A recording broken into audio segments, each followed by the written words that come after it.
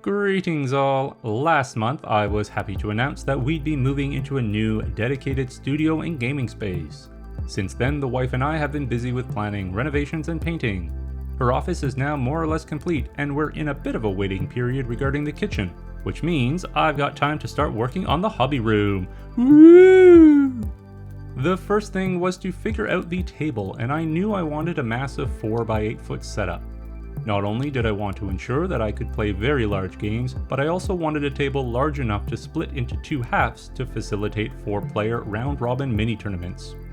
I already had a lovely 4x8 foot topper from my LGS days that my buddy Dave was storing for me, so all I needed was an appropriate base. While I did come across more conventional bases like big folding or dining room tables, I decided the best course of action was modular shelving, as it would provide excellent storage for large, bulky terrain. I was already familiar with Canadian Tire's Mastercraft shelving units from the shop, and was pretty sure they would suit my needs. I picked up a pair of 2x4 foot metal units, assembled them half height, clipped them together, and lo, the perfect base at the perfect gaming height. No more stooping low for moving models or checking line of sight. Once the space is complete, I'll add the remaining shelves and adjust the heights.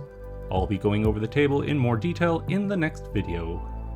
While it might make more sense to paint the walls before setting up the table, I knew I wouldn't understand the space itself until the table was in place, and I wanted to start planning the rest of the room.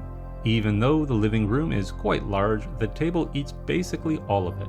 In order to ensure freedom of movement around the table and a generally comfortable space for up to 6 people, the maximum number of gamers I can reasonably expect to host, there's very little room for anything between the table and exterior wall. Combined with the swing span of the exterior door and the width of the windows, storage will be a concern despite the room's size. Being able to mull over these logistical challenges while painting was an acceptable trade-off against painting in an unobstructed room. As to the painting itself, I wanted to do something a little different. I'll go over the scheme itself once the painting is complete, but suffice to say I'm gambling a bit on a bold idea. I figure I won't have too many opportunities in the future to go wild with painting a room, so I might as well try something different with this one. And if it doesn't work, I can always repaint. Despite having a plan in mind, I'm still going color by color, picking up paints at each step so that if a particular color doesn't work, I can pivot into a new idea without having to start fresh and/or waste cans of paint I purchased ahead of time.